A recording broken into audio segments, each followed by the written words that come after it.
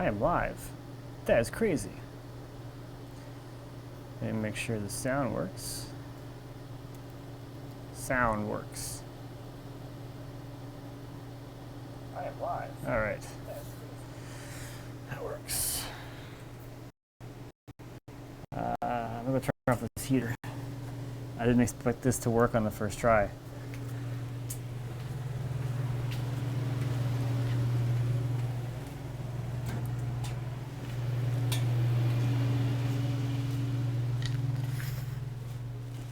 Oh.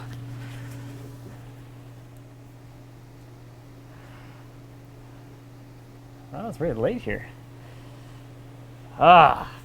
Oh, I can't see myself. That's very important. All right.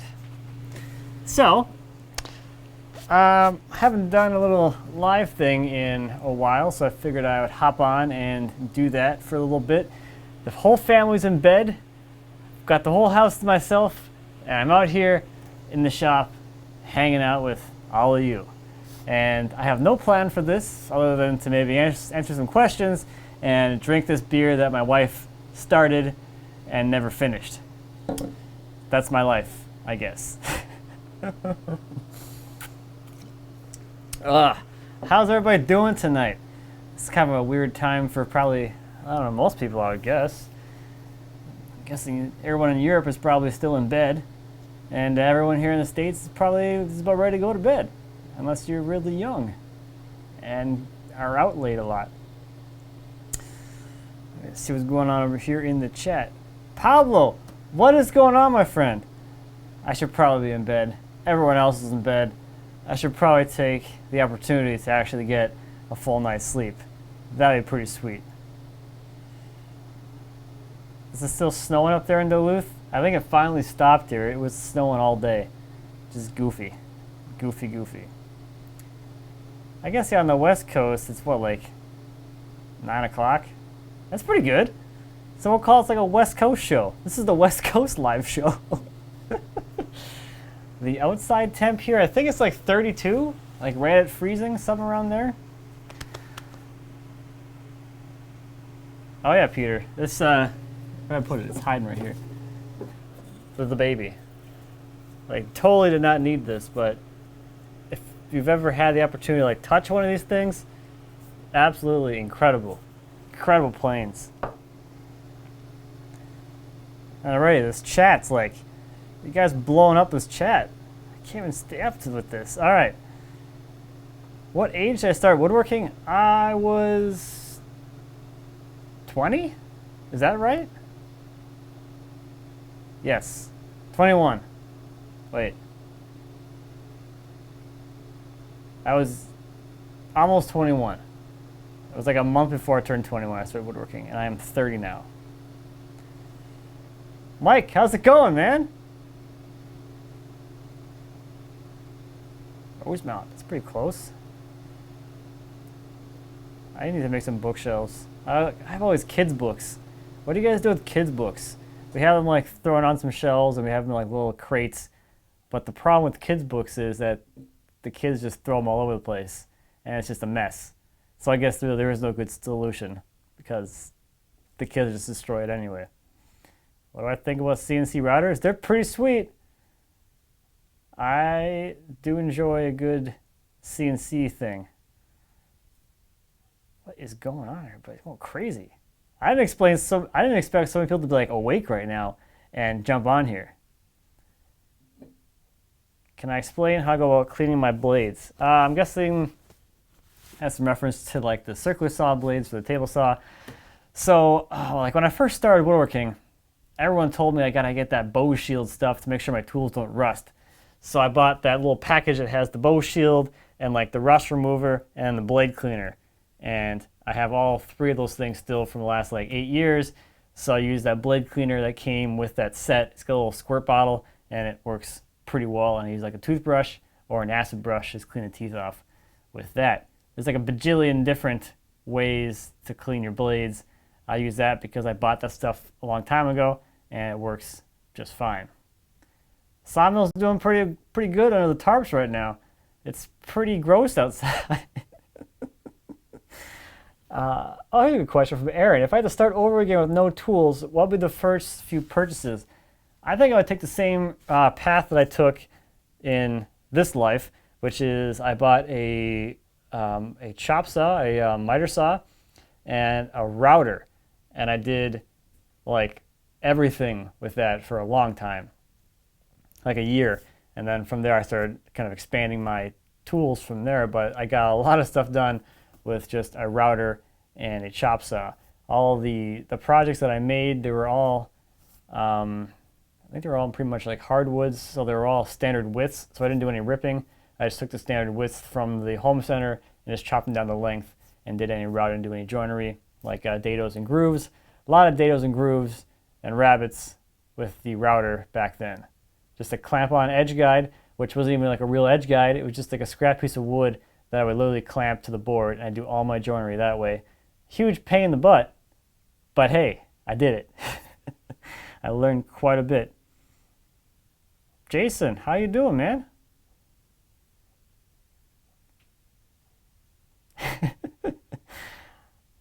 Thanks for passing on it, Jewel. I'm very happy. You can come visit it if you want.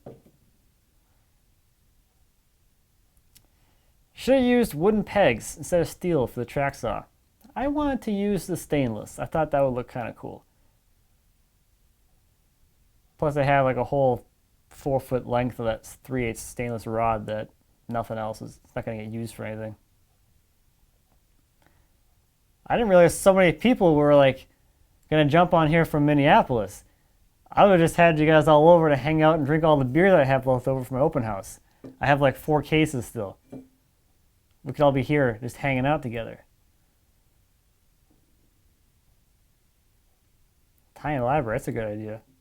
See, the problem with the problem with the children's books is like how you train the kids to put them back. Put the books back. And all the other toys too. But books. The sawmill is not finished. I still have to put it together, or put it back together from when I did the paint job. Oh, I can show you one thing I got for that finally. A part that I was waiting on to come in before I put the lift back together.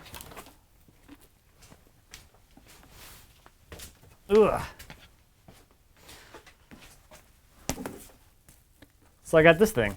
It's bellows for the lift mechanism, so the acne rod doesn't get dirty as I'm using the sawmill. Right out of China, custom made, pretty sweet.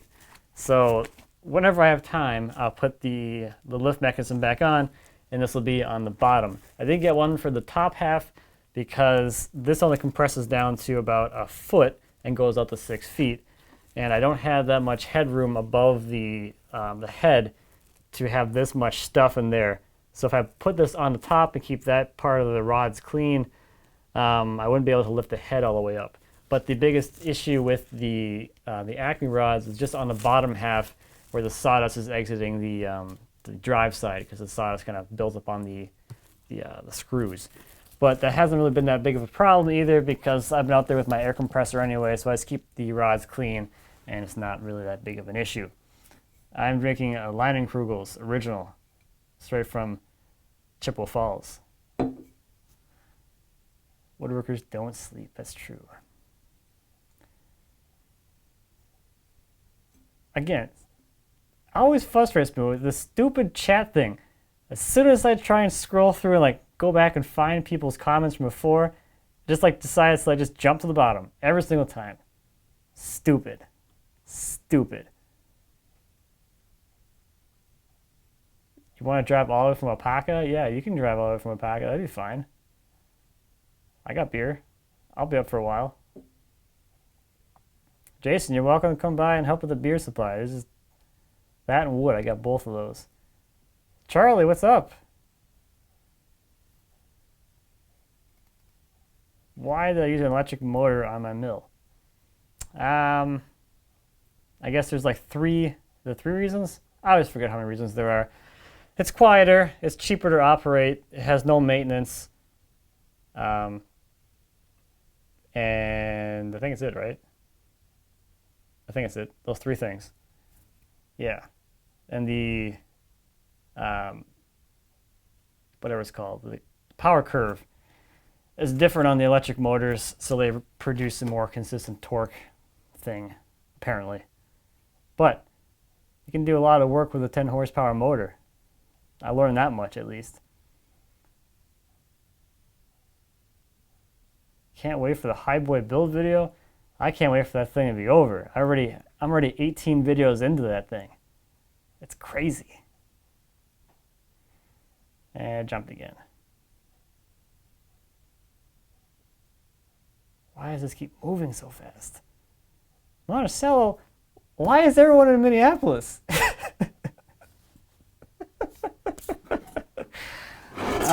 Overhead crane to move the mill, move the logs on off the mill. That is my long-term direction for that. It will not happen at this property though, because I don't plan to live here long enough to want to have to move an overhead crane.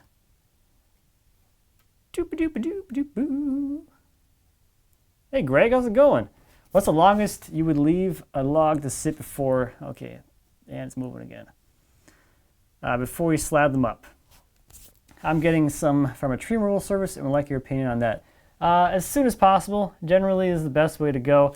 The sooner you get them cut, you have a few benefits. The biggest one being it's easier to saw because wet, the fibers are a lot softer, the blade will cut through a lot faster, and you'll have a lot easier time getting nice, true lumber out of that, and your saw won't work as hard. The other thing too is the longer you let it sit, the more chance it has to dry and build stress inside, so you can end up with some cracking in there that could be either visible or invisible at the time you cut it. So it could have stress in there that doesn't actually show itself until after you cut the boards out of that log. So you can end up with some cracks and things afterwards when you're done drying them. So just generally, best to just cut it as soon as you can, and not let it dry out too much. If you gotta let it sit, keep it off the ground, keep it in the shade, seal up the ends, all that stuff, just so it doesn't dry out too fast or at all. Have you had any formal training? I have. I went to the UK and I made this chair. That's my formal training. That was fun. That was heavy. That came back in the suitcase. So yeah, formal training. This was an incredible time. If you're ever over there or you live in that area, definitely check out Paul's classes. They are so much fun. It was a fun week. Whew. I don't know why I'm out of breath. Am I done harvesting wood for this year? I don't know, maybe. For now, until I get the Highboy done, that's kind of my biggest priority at this point, is keeping that class going and keeping up with the 1 to 2 videos a week that I'm doing over there. So once that's done, I can do a lot more other things.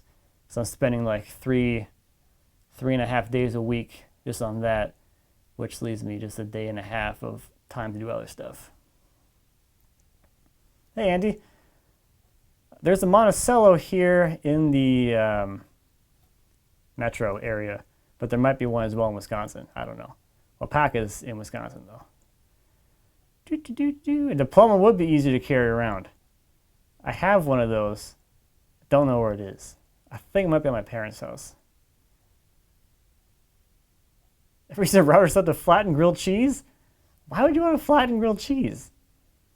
I don't really understand that one.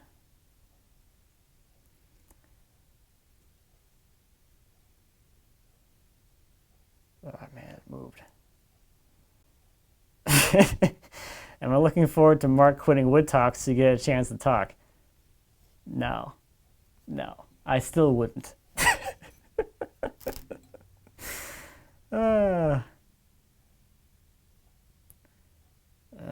Why does this keep moving all the time?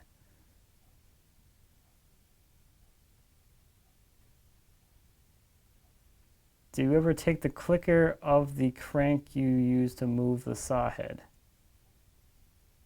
Did you ever take the I don't know what you're talking about, Chris. Don't know. How many hours I spend in the shop per week depends on the week and what I'm doing. Right now, while I'm shooting the Highboy, I'm in here filming, well, probably like 2 or 3 days. So, I don't know, 25 hours or so out here, and then the rest of the time is editing. All the rest of the time, though, it's a lot less than that. I'm mostly on the computer editing. I'm not wearing a wig.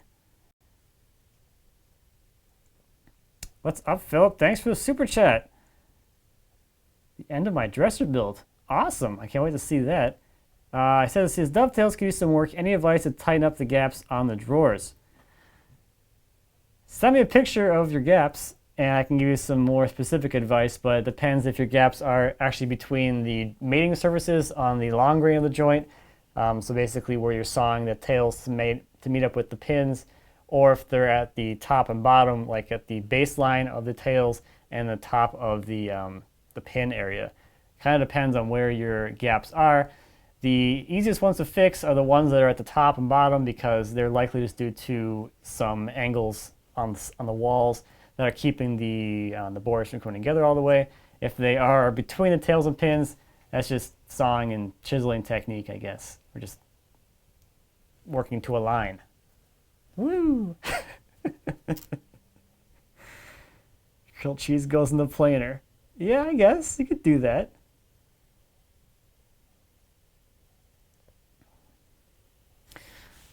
Okay. Question from Dane. I've got a live edge walnut slab that I want to make a coffee table out of. I'm thinking rectangular steel tubing for the base. Any other ideas? There's a lot of different ways that people have done bases for slab tables, and it really just depends on the style you want to go for. The thing that I think you got to really keep in mind, or that I don't know. I don't want to say things to like lead people down like a certain design route, because you can literally do whatever you want. That's what I love about making your own stuff, is you can do whatever looks right to you. So with that said, generally you want the base to be a subtle feature in that style of table, because you want the top to really be the focal point. So really any style that kind of doesn't detract the eye from the top too much, or if it has some way to complement the shape of the top, that's also a way to go. I got no other good ideas, I guess, other than some kind of rectangular wood base, or some kind of geometric, even if it was still rectangular pieces that were at some kind of angles. A lot of people do like a trapezoid end for the base assembly. That's kind of cool. So if you can add some interesting angles to the base, that can make the base still keep focus on the top, but also be interesting in its own right, but at a subtle amount, I guess. So hopefully that helps, Dane. Feel free to shoot me a message if you have any questions or whatever. Ba, ba, ba. Christopher says, love your videos, still working through the backlog. Good luck. I was actually watching a few of my old videos while I was waiting for my son to fall asleep, and I realized how bad they were. I thought they were pretty good at the time. Twizzlers as a base. That'd be kind of cool. That's some mixed media right there. Mixing candy and woodworking. I can plug this computer in. Ooh. Wait, this side. Just a second.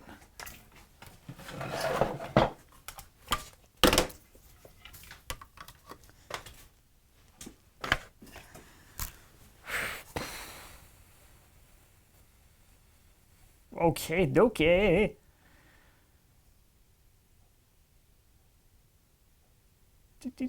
How do I stay motivated? How do you not stay motivated when you're doing this? Actually, it's kind of hard sometimes. But I just remember that I love what I'm doing, and I wouldn't have it any other way. And the fact that everything that I do benefits me and my family, and like the world in general, if you want to go that far with it. So that alone is enough to keep me motivated to do everything that I try to do, which is too much, honestly. That's my biggest problem, is trying to do too much. Got some more content coming, Christopher. Don't worry. I got a lot of old videos I still got to edit. Favorite wood to work with and favorite finishing product. Favorite wood to work with, probably either cherry or walnut. I like walnut for its workability properties. I like cherry for its look properties. Favorite finishing product, I got my gallon jug of Armor Seal at the ready. It's like the only thing I ever use, which is nice. I gotta finish drinking this thing still. I haven't had any of this. I will be in St. Louis for like literally 18 hours. I fly in Friday night. I land at 10 o'clock. I'm going to be at the Rockler store at 9 a.m. and then my flight out is at 5. So it's like literally an in and out thing because I got to get back to the family and I need Friday to actually work. So, and there were no morning flights, early morning flights. So, quick trip. If you are in the St. Louis area, I'll be at the Rockler store November 4th from 9 until whenever I have to go to the airport because I don't know what else I'd do. They have me scheduled to 11. I'm just going to be there all day. I'll probably go for lunch and then I'll go home.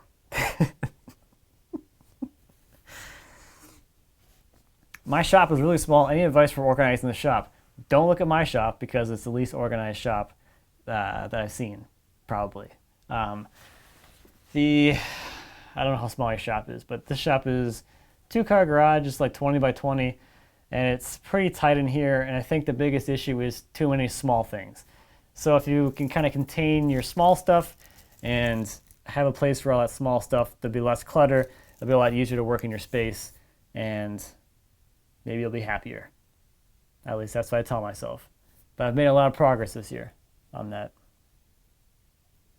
How do I deal with a million people shouting questions all at once? Yeah, I don't. I miss a lot.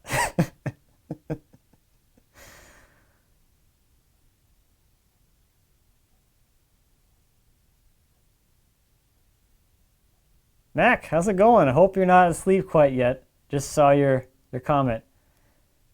Hope I'll see you again soon. I haven't seen you since Winston-Salem, like a long time ago, 3 years ago. Hey Craig, how's it going? Good night, Blake. All the motivation you need. I wish that were true.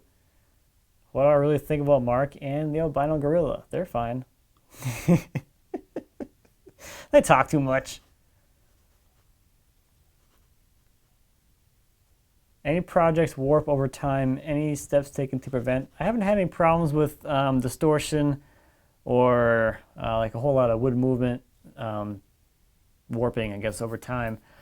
When I'm building things and I'm milling the lumber from rough into final state, I let the wood sit around for a while it's in the shop, and that allows it to kind of reacclimate and to form also in the shop before I bring it down to final dimension, and that seems to help quite a bit.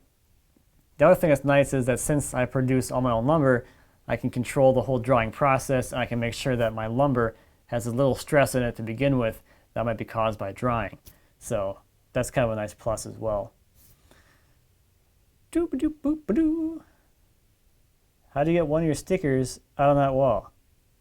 Just send me a message somewhere. I hope I'll see it. I'll probably see it. I'll give you my address, and I can send you some of mine as well. That's Joel. Joe. Wow. It's late. I can't help it. What's my favorite tool? Okay, power tool, jointer, hand tool. My favorite one is the Bad Axe dovetail saw because of the symbolism behind it. My wife got it for me for our first anniversary. Yeah, it was 2012. So our first anniversary, she got that for me.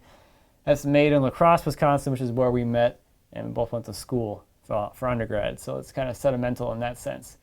But I actually like my Bearcat saw better than the Bad Axe. It cuts a little bit nicer. Brian does a nice job with those things. Hey Sean, how's it going? How have you been? Any helpful hints on the crib build? Keep your sanity if you're doing spindles.